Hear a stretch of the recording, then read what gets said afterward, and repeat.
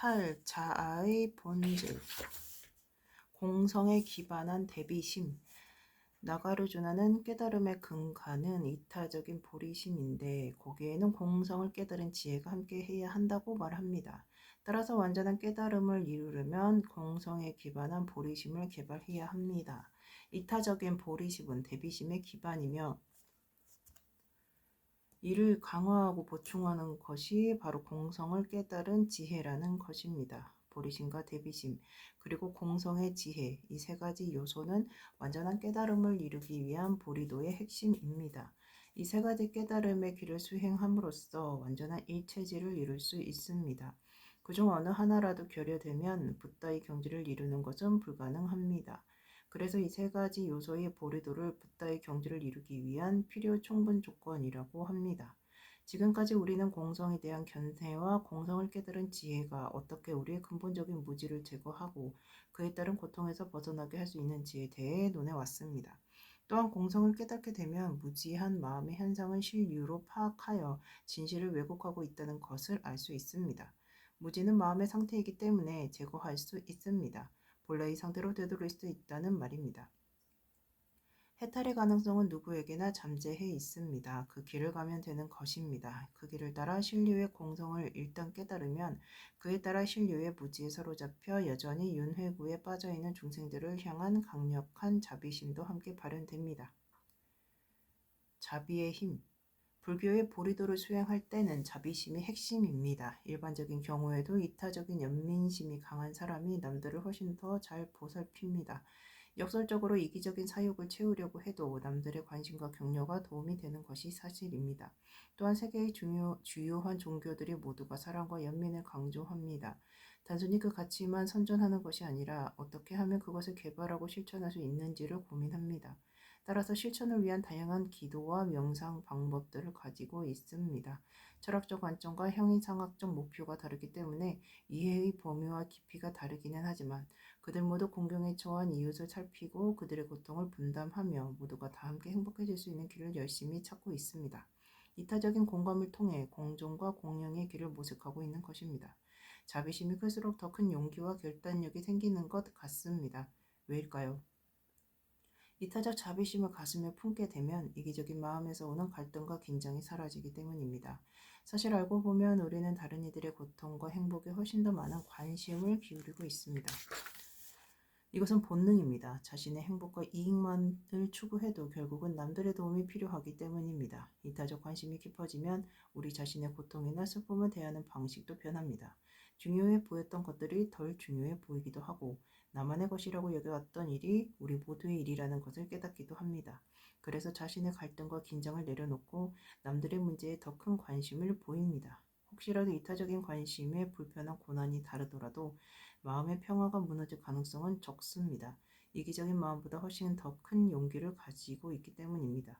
일체 중생들의 평화롭고 행복하기를 바라는 이타적 자비심은 체계적인 사유 과정과 논리적인 사고를 통해 얻어지는 것입니다. 그러므로 일상에서 좀 더 강력한 다른 감정들이 따라올 수도 있지만 그에 따라 마음이 불안해질 확률은 거의 없습니다. 자비심은 논리적인 사유를 통해 개발되는 합리적인 감정이며 다른 감정들은 일시적으로 일어나는 불합리한 것이기 때문입니다. 일상에서 매일 경험하는 감정들은 자신을 해치는지도 모른 채 자극하는 상황과 대상들을 향해 불시에 폭발합니다. 순식간에 마음을 흔들어 번뇌를 일으키고 고통을 받게 합니다. 하지만 자기 마음의 흐름에 자비심의 습을 들이고 남들에게 선한 영향력을 발휘하려고 애쓴다면 그와 같은 감정들은 더 이상 우리를 자극하지 않을 것입니다. 자비심이 자라나면 안정된 뿌리가 점점 더 깊이 내리기 때문입니다. 고통의 분담. 사람들은 흔히 자비심을 일종의 동정심이라고 생각합니다. 그래서 동정의 대상이 되는 사람들을 열등하게 여기고 좀 더 나은 자신이 자비를 베푼다고 생각합니다. 하지만 이와 같은 동정은 바른 자비심이 아닙니다. 진정한 자비심은 내 자신이 행복을 원하고 고통을 피하고 싶어 하듯 남들도 그와 같이 행복을 원하며 고통을 피하고 싶어 한다는 사실을 깨달을 때 생겨납니다. 이를 기반으로 다른 이들의 고통과 마주하게 되면 그들의 아픔과 슬픔을 진심으로 내 일처럼 여기게 됩니다. 그리고 세상과의 관계성을 다시 정립하게 됩니다. 이것이 진정한 자비심입니다. 상대방에 대한 책임감을 느끼고 그들의 안녕에 깊은 관심을 가지게 되는 것입니다. 그러므로 자비심의 근저에는 자타의 완전한 평등에 대한 바른 인식이 있습니다. 따라서 행복을 원하고 고통을 피하고 싶어 하는 다른 이들의 자연스러운 마음을 진심으로 존중하며 그들의 권리가 완전히 충족되기를 바라는 이타적 배려심을 발휘하게 됩니다. 자비심이 생겨나면 남들의 고통을 깊이 살피고 함께 분담하고자 하는 마음이 저절로 생기기 때문에 평안했던 마음이 약간은 흔들릴 수 있습니다. 그래서 누군가는 억지로 자비심을 개발하면 괜히 자신의 고통만 더해지는 것이 아닌가라고 생각할 수도 있습니다. 하지만 과연 그러한 것인지 진지하게 생각해 볼 문제입니다. 제 입장에서 보면 삶 속에서 자연스럽게 경험하는 고통과 남들의 고통을 자발적으로 분담한 결과는 분명히 다르다고 생각합니다. 자신이 경험하는 고통은 말로 표현하기가 힘듭니다. 본능적인 경험이기 때문에 자신이 통제하기 힘든 것입니다. 하지만 남들의 고통을 분담하는 경우 평정심이 조금은 흔들릴 수 있겠지만 특정한 목적을 가지고 자발적으로 함께한 것이기 때문에 우리에게 미치는 영향도 다릅니다. 사실 이타적인 삶에서 오는 아픔이나 고통은 우리를 완전히 압도하지 못합니다. 특히 이와 같은 고통은 함께 분담한 이타적인 것이기 때문에 힘겨운 짐을 지는 만큼 미묘한 기쁨이 솟아나며 견디는 힘이 커지는 만큼 자신감도 충만해집니다. 자비심처럼 대단한 정신적 가치와 유익함을 지닌 강력한 마음의 상태는 단순하게 남들의 고통을 공감만 한다고 해서 개발되지 않습니다. 자신의 고통을 먼저 살펴보고 굴하지 않은 인내심을 기르는 것이 중요합니다. 인내가 강해질수록 남들의 고통을 더 깊이 공감할 수 있기 때문입니다. 일반적으로 우리는 자기보다 어려운 사람들을 볼 때 동정심을 느낍니다. 반대로 부유한 재산과 넓은 인맥과 힘있는 권력을 가진 이른바 성공한 사람들을 보면 스스로 왜소함을 느끼고 자괴감에 빠지기도 합니다. 모두가 가지고 있는 고통스러운 존재의 본질을 보지 못한 것입니다. 그러므로 고통스러운 존재의 본질을 깨닫는 것이 중요합니다. 단계적인 접근. 물리적인 고통과 감각의 변화에 따른 고통을 피하는 것도 중요하지만 더욱 중요한 것은 애착의 대상이 해체되고 사라짐에 따라 생겨나는 조건부 고통을 인식하는 것입니다. 요점은 단계적으로 접근해야 한다는 것입니다. 따라서 집중적인 지의 명상과 분석적인 관의 명상을 동시에 수행해야 합니다. 자비심은 마음의 한 속성이며 마음은 그 흐름을 결코 멈추지 않는 것이기 때문에 오랫동안 지와 관을 함께 수행해야만 불이도에 안정된 기반을 마련할 수 있습니다. 이와 같이 안정된 기반은 수행을 통해 습을 들임으로써 자기 마음의 일부가 됩니다. 윤회의 재생을 믿는 사람들은 한 집에서 태어난 아이들이라고 해도 서로 다른 전생의 업력을 가지고 있다고 말합니다. 한 아이는 이러한 기질을 타고났고 다른 아이는 저러한 성향을 타고났다는 말입니다. 몸은 이 생에서 새로 받은 것이지만 의식은 전생부터 이어졌다는 것입니다. 육체보다 정신적인 속성이 더 지속적이라고 여기는 것입니다. 반면에 운동 능력과 같이 전적으로 신체적인 요인이 좌우하는 특성들도 있습니다. 하지만 이와 같은 자질을 키우는 데는 한계가 있습니다. 물리적으로 제한되어 있기 때문입니다. 예를 들면 아무리 뛰어난 자질과 운동 능력을 가진 사람이라도 자신이 가진 딱 그만큼만 능력을 발휘할 수 있습니다. 또한 그와 같은 물리적 조건이 남아있을 때까지만 유지가 되는 것입니다. 아무리 노력해도 다음 생까지 가져갈 수는 없습니다. 하지만 마음은 다릅니다. 다음 생까지 이어집니다. 마음의 바탕을 준 자질이 더 오래 가기 때문입니다. 그러므로 자비심도 마음의 습을 들여야 더 오래 갑니다.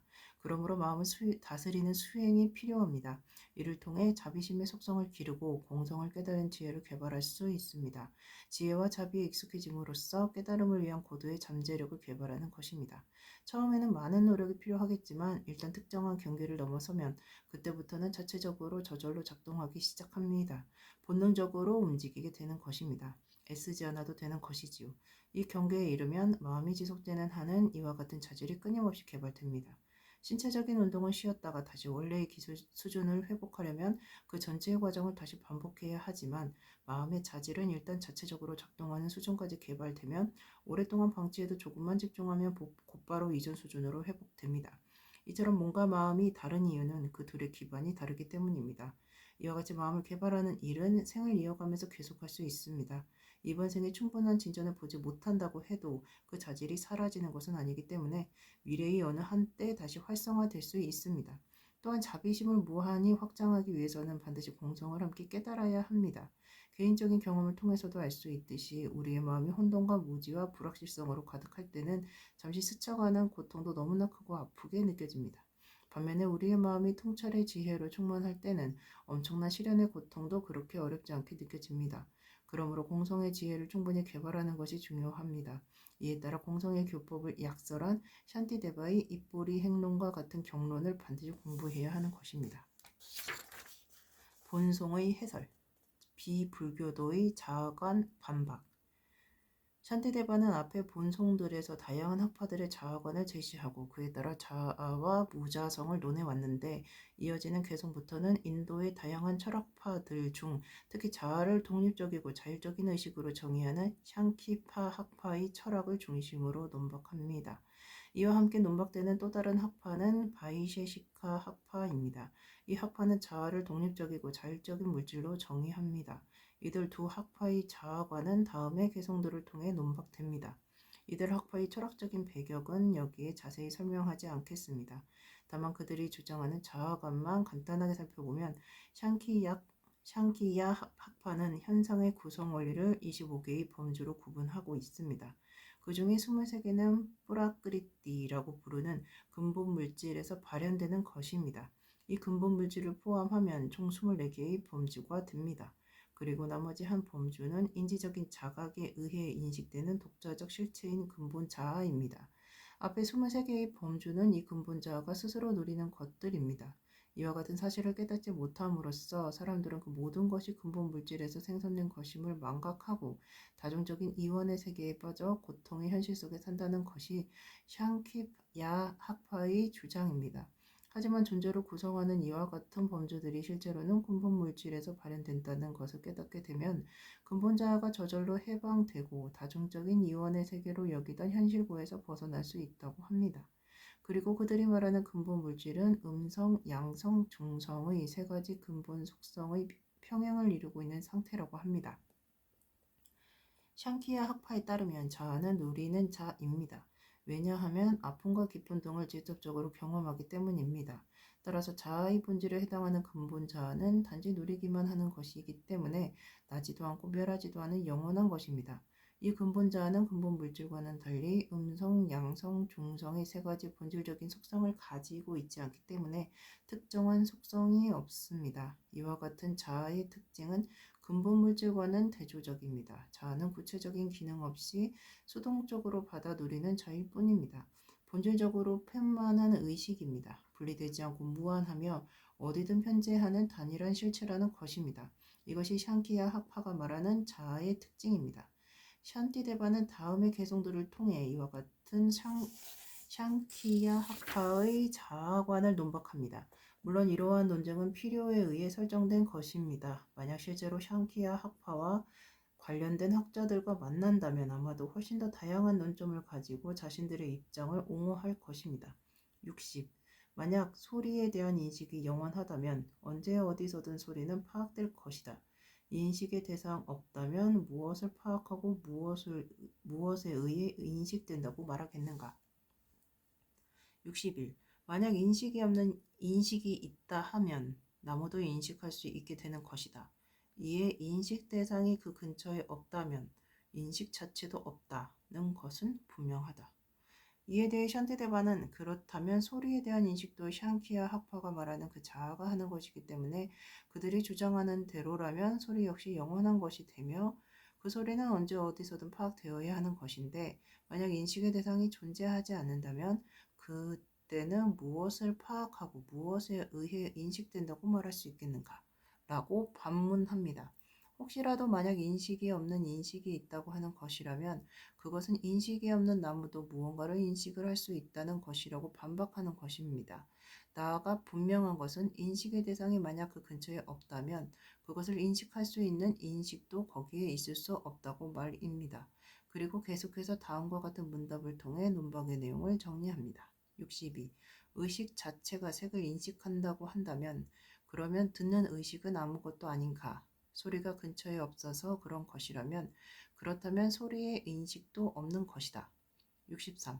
소리를 파악하는 본성을 가진 무언가가 어찌 색을 파악하는 것이 될 수 있는가? 한 사람이 부자 성품이 공존한다면 그렇더라도 본성이 그러한 것은 아니다. 64. 마찬가지로 샤뜨바와 라자스 따마스는 아버지도 아들도 아니다. 그것은 소리를 파악하던 자성을 통해서 알고 볼 수 있는 것이 아니기 때문이다. 65. 배우들과 같이 다양한 역할을 하기 때문이라고 한다면 본래의 성품을 들여다보면 그것은 영원한 것이 아니다. 만약 역할이 다르더라도 그 본성은 동일하다고 한다면 그러한 동일성은 이전의 그대 논리에 없던 동일성이다. 66. 만일 역할이 다른 것은 현상일 뿐 진실이 아니라면 그것들에서 어떠한 성품이 자신의 본성인지 말하라. 단순히 대상을 인식하여 아는 것이라고 말한다면 결국은 인식하는 모든 것이 하나가 되어야 할 것이다. 67. 마음이 있는 것이나 마음이 없는 것이나 결국은 모두 하나가 될 수 있다는 것이니 존재성이 같아지게 된다. 만일 구체적으로 구별되는 그것들이 착각한 것이라면 그때 동일한 공통 기반이 되는 건 무엇이라는 것인가? 그리고 이어지는 개송들은 바이세시카 학파의 자아관에 대한 샨티데바의 반박입니다. 이들의 관점에 따르면 자아는 활성화되지 않았기 때문에 내적이며 실질적이기 때문에 물리적인 실체입니다. 68. 마음이 없는 것 또한 자아가 아니다. 마음 없는 성품이란 항아리 등과 같다. 하지만 마음의 결합 때문에 의식이 있다면 의식이 없다는 것은 결국 파기되는 것이다. 69. 만약 자아가 변하지 않은 것이라고 한다면 그런 경우 저 마음은 어떻게 작용하는 것인가? 그런 경우라면 의식이 없이 분리되어 있는 허공 또한 자아가 될 수 있게 되는 것이다. 세속적인 자아의 지속성. 이어지는 다음 개성들은 샨티데바가 자아의 공성에 대한 반론들을 반박하는 부분입니다. 그중 하나는 만약 자아가 존재하지 않는다면 업의 법칙도 작동할 수 없다는 것에 대한 반박입니다. 70. 만약 영원 불변의 자아가 존재하지 않는다면 행위가 결과를 맺는다는 것도 합당치 않으며 업을 지은 이후에 당사자가 없어지게 된다면 그것은 누구의 업이 되는 것이냐고 한다면 자아의 공성을 반론하고 있는 이 문제의 요점은 과거, 현재, 미래에 항상 계속되는 영속적인 자아를 인정하지 않는다면 그것이 비록 단 한 생의 일이라도 업을 짓는 사람과 그 결과를 받는 사람 사이에는 아무런 연관성이 없게 된다는 것입니다. 따라서 자아가 없는데 어떻게 업을 짓는 사람과 업을 받는 사람이 동일한 사람이 될 수 있다는 것인가 라고 묻는 것입니다. 그리고 만약 그 둘이 동일하지 않다면 그것은 근본적으로 업의 법칙과 모순된다고 주장하는 것입니다. 업의 원리에 따르면 자신이 저지르지 않은 행업의 결과는 누구도 받을 수 없습니다. 역으로 자신이 지은 행업의 결과는 그것이 잠재적인 무기 상태에 있지 않는 한 어떤 식으로든 자기가 받아야 합니다. 그러므로 업을 짓는 사람과 행업의 과보를 경험하는 사람이 서로 다르다면 그것은 업의 법칙에 위배된다는 것입니다. 이에 대해 샨티데바는 다음과 같이 반박합니다. 71. 이미 행한 업과 그 결과의 기반이 다르고 거기에 자아라고 하는 것이 없다고 해도 우리 둘 다에게는 그 업보가 성립되는 이상 이같이 논쟁하는 건 무의미한 일이 아닌가. 72. 원인을 내포하고 있는 결과가 있다고 해도 그 원인을 보는 것은 가능하지 않은 일이다. 단일한 자의식의 흐름에 의지하기 때문에 행위자가 경험자가 된다고 조심히 설하셨다. 다시 말해 행업이 원인이고 과보가 결과라는 것입니다. 하지만 시간의 흐름 속에서 보면 과거에 행업을 지은 사람과 현재의 그 과보를 받는 사람은 동일한 정체성을 가진 사람이 아닙니다. 굳이 전생을 논하지 않아도 현생의 유아기와 노년기가 동일하지 않은 것과 같습니다.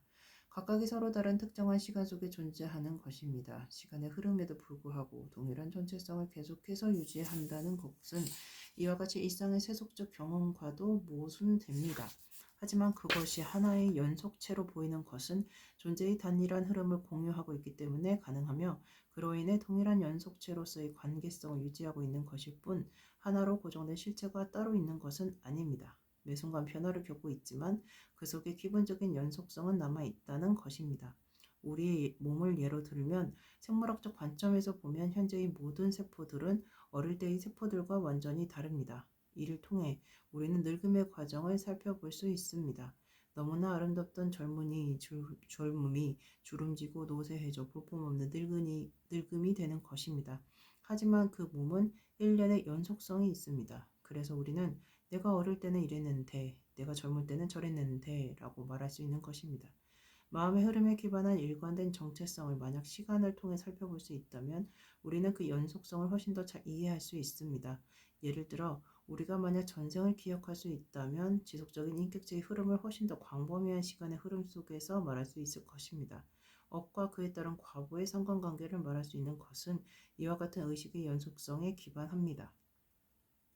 샨티데바와 같은 중간론자의 입장에서 보면 본질적으로 존재하는 자아는 없습니다. 자아는 그저 명목상의 관습, 즉 하나의 이름일 뿐입니다.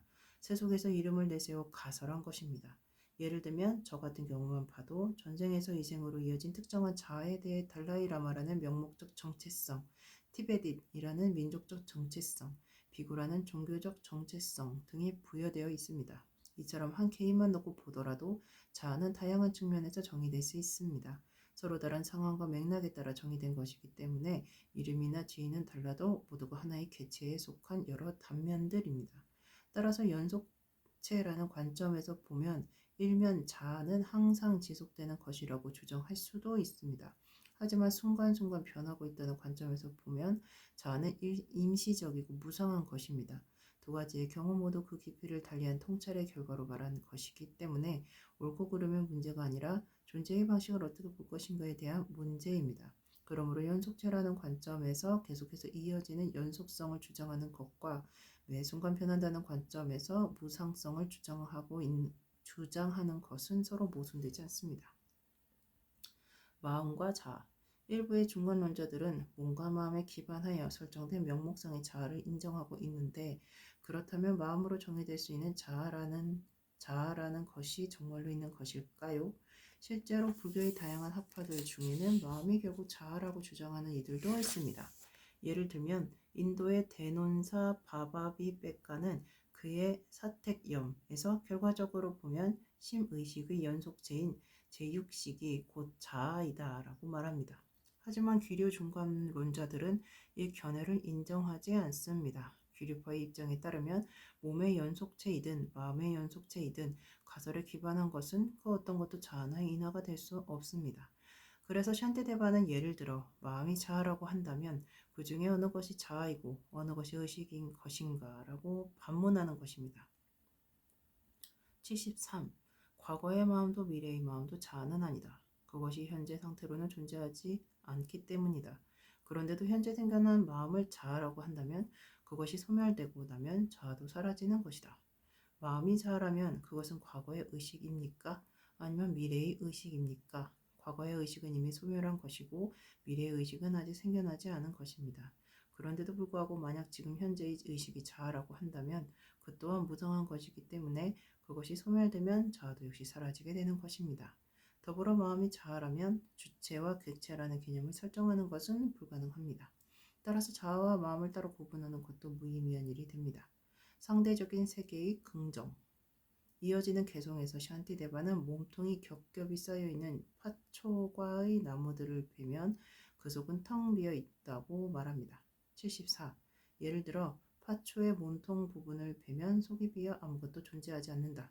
그와 같이 통찰하여 현상의 실존성을 찾아보면 자아도 실체하는 것은 아니다. 마찬가지로 색과 수상, 행식의 오온 중 그 어디에서도 자아를 발견할 수는 없습니다. 찾을 수 있는 것은 자아가 주체적인 존재로서는 실제하지 않는다는 것일 뿐입니다. 즉, 자아의 무실존성만 남는 것입니다. 결국 실제 자아로 성립될 수 있는 것은 아무것도 없다는 말입니다. 자아에 대한 이와 같은 중간론자들의 반박에 대해 그와 같이 만약 자아가 실제로 존재하지 않는다면 의식을 가진 유정 중생들도 실제로 존재하지 않는다는 것인데 유정 중생들이 존재하지 않는다면 대체 누구에게 자비를 베푼다는 것인가 라며 의문을 제기할 수도 있습니다. 75. 만약에 유정들이 실제로 존재하지 않는다면 누구에게 자비를 베푼다는 것이냐고 한다면 결국은 중생제도라는 목적에서 행한 것을 무지로 인해 잘못 알고 곡해한 것일 뿐이다. 앞서 제기한 의문에 대한 샨티데바는 독립적으로 존재하는 자아가 없기 때문에 독립적으로 존재하는 유정 중생들도 없는 것은 사실이지만 상대적 진리 안에서 유정 중생들도 존재한다고 응답합니다. 여기서 샨티데바가 말하는 무지는 우리가 현상을 실료로 파악하게 만드는 근본적인 무지가 아닙니다. 이 구절에서 그가 말하고자 하는 것은 짠트라 끼리띠가 그의 입중론에서 우주는 무지한 마음의 산물이라고 말한 내용과 유사합니다. 이것은 우리가 일상적으로 경험하는 세속세계의 유효성 안에서는 자아가 존재한다는 말입니다. 그러므로 자비를 베풀 수 있는 대상들 역시 실제로 상대 세계 안에서 고통받고 있는 그 유정중생들을 말하는 것입니다.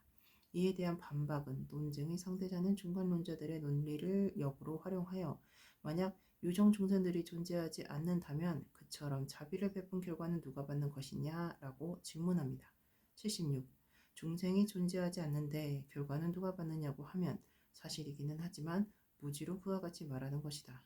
자비심이란 고통을 완전히 소멸하기 위한 것이므로 목적을 잊고서 무지몽매하게 왜곡하지 말아야 한다. 이에 대해 샨티데바는 질문한 내용은 사실이지만 그 질문 자체는 논점을 잘못 이해하여 생긴 오해라고 말합니다. 그 질문이 만약 세속적인 유효성을 넘어선 궁극적인 차원을 논하는 것이라면 유정 중생들도 그 실체가 없는 것이 맞다는 것입니다. 하지만 유정 중생들은 세속세계의 틀 안에서 실제로 고통을 받고 있습니다. 따라서 그들이 고통에서 벗어날 수 있도록 고통의 원인이 되는 무지를 제거하는 데 도움이 되는 깨달음의 길 역시 유효한 것입니다. 실제로 중생들을 구제하기 위해 자비를 베풀 수 있다는 말입니다. 여기서 말하는 무지, 즉 고통의 원인이 되는 무지는 사건과 사물들을 실류로 파악하는 무지입니다. 요점은 고통과 혼란 등의 근원이 되는 근본적인 무지를 뿌리 뽑는 것이지 세속적인 현실 세계를 부정하는 것이 아닙니다. 상대적인 인과로 생멸하는 현실의 세계를 부정하는 것이 아니라는 말입니다. 이에 대해 논쟁의 대상자들은 그와 같이 만약 세속세계의 현실이 부정되지 않는다면 실질적인 용어와 개념들을 통해 나타낼 수 있는 객관적이고 독립적인 형태의 사건이나 사물들 역시 세속적으로 인정된다는 것이며 또한 그것들이 해체되지 않고 계속해서 지속된다는 의미라고 반박할 수도 있습니다. 77. 고통과 수고의 원인이 되는 암화는 자아에 대한 무지로 늘어날 것이다. 그래도 바꾸기가 힘들다고 한다면 무아의 수행이 가장 수승한 길이다. 이에 대해 샨티데바는 그와 같은 방식으로 존재하는 형태를 파악하는 것은 실제로 고통의 근원이 되며 그로 인해 탐진, 치의 삼독에 빠지게 된다는 말로 응답합니다. 무지로 인해 자아, 집착의 원인이 되는 암화는 점점 더 늘어날 수밖에 없기 때문에 그와 같이 무지한 마음은 반드시 제거되어야 한다는 것입니다. 그리고 이처럼 존재의 본질을 잘못 파악하게 만드는 무지가 반드시 제거되어야 한다는 것에 동의한다면 그것이 실제로 가능한 것인지 그리고 그것을 어떻게 실천해야 하는지에 대해서도 자세히 살펴봐야 합니다. 샨티데바는 이와 같은 무지를 제거할 수 있다고 말합니다. 공성의 통찰을 통해 무지한 마음을 벗어날 수 있기 때문입니다. 자아의 공성을 통찰하는 것은 단지 실제로 파악하던 것을 부정하여 그 이면에 있는 비실제로서 파악하는 것과는 다릅니다. 그것은 실제이든 비실제이든 끝까지 분석해보면 결국에는 자아라는 실체가 없다는 것을 확인하는 것입니다. 더불어 일체의 모든 현상에는 주체적인 실존성이 없다는 것을 확연하게 아는 것입니다. 공성에 대한 명상은 이렇게 확고한 논리를 기반으로 합니다. 또한 이와 같은 방식으로 자아를 실료로 파악하는 무지한 마음을 제거할 수 있습니다. 지혜의 명상. 지금부터는 자비심을 명상할 차례입니다. 자비심에 대한 명상은 먼저 일체의 고통받는 중생들을 관상하는 것으로 시작합니다. 주변에 고통받고 있는 특정한 대상을 관상해도 좋습니다. 그런 다음 그 대상에 의식을 집중합니다. 알고 보면 그들도 나와 똑같이 행복을 원하고 고통은 피하고 싶어하는 존재입니다. 나의 아픔과 고통에 민감한 것처럼 그들의 아픔과 고통에도 충분히 공감하는 마음을 길러야 합니다. 마음에 공감이 가득해지면 그때는 고통의 근본적인 원인을 상기해야 합니다. 즉, 현상을 실류로 파악하는 왜곡된 마음을 관찰하는 것입니다. 왜곡된 마음은 본질이 공합니다. 따라서 공성을 통찰함으로써 그 마음을 제거할 수 있습니다. 그러므로 공성의 지혜를 개발해야 합니다. 공성의 지혜를 기반으로 자비심을 기르는 것입니다. 공성의 자비심을 개발하는 것이 곧 중생들을 보살필 수 있는 힘을 기르는 것입니다. 처음에는 좋아하고 사랑하는 대상을 중심으로 이와 같은 마음을 기를 수 있습니다. 그런 다음 그 대상을 점점 더 확장해 나가도록 합니다. 그리고 점차로 싫어하고 미워했던 대상에게도 적용될 수 있는지 살펴보면서 범위를 조금씩 더 확대해 나가야 합니다. 나아가 나를 괴롭히고 해롭게 했던 대상에게까지도 가능한 것인지 조심스럽게 살펴봐야 합니다. 그들의 심정을 살펴야 합니다. 그들도 결국은 나와 똑같이 행복을 원하고 고통은 피하고 싶어 한다는 것을 알아야 합니다. 모두가 똑같이 행복을 원하고 고통은 피하고 싶어하는 본능적인 열망으로 가득하기 때문에 그에 따라 일체의 모든 중생들을 향한 공감대를 형성함으로써 강력한 자비심을 개발할 수 있습니다. 처음에는 친구를 대상으로, 그 다음에는 중립적인 사람을 대상으로, 그리고 나아가서 적들을 대상으로 하여 그 마음을 점점 더 넓혀 가야 합니다. 가까이에 있는 대상부터 시작해 점점 더 넓게 확장하는 것입니다. 처음부터 너무 먼 곳만 바라보면 오히려 주변을 소홀히 할 수 있습니다. 실질적인 도움의 손길이 필요한 내 주변을 외면할 수도 있다는 말입니다. 그러므로 주변부터 조금씩 실질적인 자비심을 개발하며 그 범위를 확장해 나가야 합니다.